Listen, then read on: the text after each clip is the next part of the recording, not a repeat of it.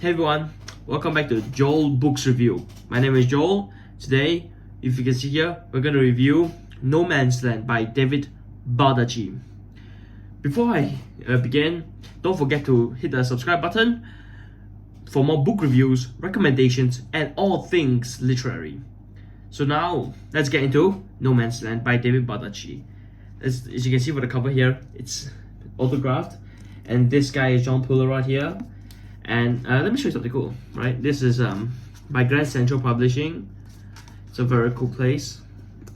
And yeah, David Baldacci signed this book, one of many. So No Man's Land is the fourth installment in the Puller series, the fourth one. And let me tell you this, it's a wild ride from start to finish. The story of these four books follows a character called John Puller, a combat veteran and a special agent with the US Army's Criminal Investigation Division, or Army CID for short. As he dwells into the mysterious disappearance of his mother, Jackie Puller, 30 years ago. Yes, it's been a mystery. It's a mystery for 30 years. Yeah. What makes this case even more intense is that Puller's own father, John Puller Sr., a former 3-star general now suffering from dementia, is implicated in the disappearance. Yes, John Puller Sr.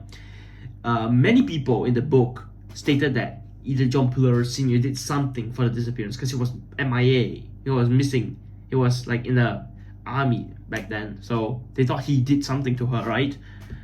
And so yeah, the stakes are high, the suspense is palpable, and the twists, well, we'll get to those in a minute, yeah? Let's talk about the characters first, alright? First off is John Puller.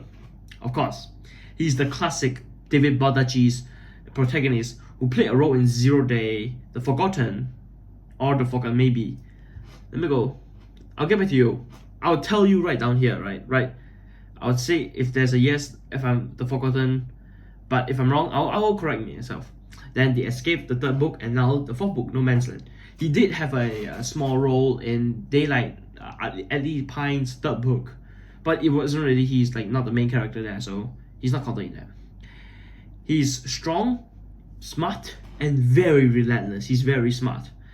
But in No Man's Land, we see a more vulnerable side of him as he deals with the possibility that his father may have been involved in something dark and sinister. Puller's internal conflict adds a layer of depth to his characters that makes him more relatable and humane. Or human, whatever. On the flip side, we have Paul Rogers, a man just released from prison after serving 10 years for murder. Paul Rogers is a very mysterious and complex character with his own ties to Puller's past. His storyline runs parallel to Puller's investigation, and Baldacci expertly weaves these two threads together in a way that keeps you at the edge of your seat. Yes, you heard it right. The protagonist and the antagonist are related to each other. Not related in something past, like Jackie Puller, for example. Paul Rogers is a broken character. He was manipulated by someone, I won't tell because it's deep in the book, it's a spoiler, but he's manipulated. He's an innocent man convicted because he was manipulated by people, bad people. Yeah. Baldacci's writing in No Man's Land is sharp, engaging, and full of tension. The pacing is perfect for a thriller, fast enough to keep you hooked, but with enough breathing room to allow the plot and character to develop. Yes, he gives you some time to think over what's happening in the book.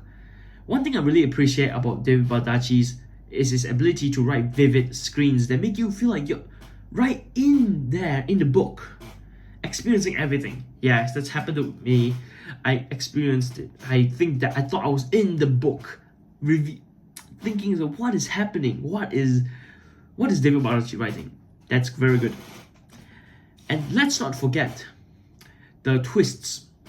David Baldacci is a master of the unexpected. Just when you think you have figured it out, he throws a curveball that completely changes the game. But unlike some thrillers, the twists never feel forced. They're organic and add to the overall narrative. One book that I can obviously other than this, is The Last Mile. I'm going to do the review on that very soon, but that's the same thing.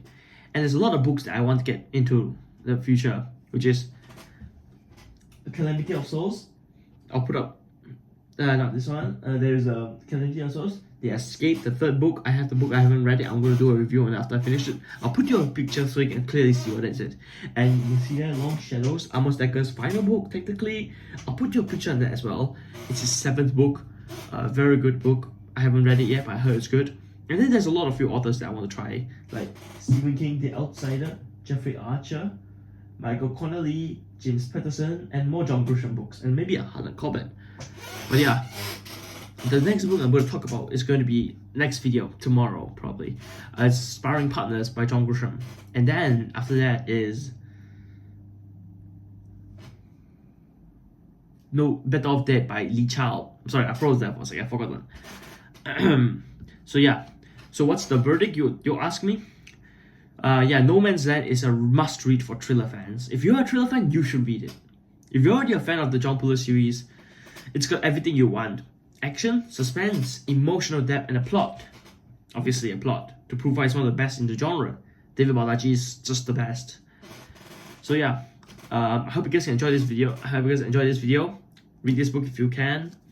And stay tuned to more book reviews. Bye guys.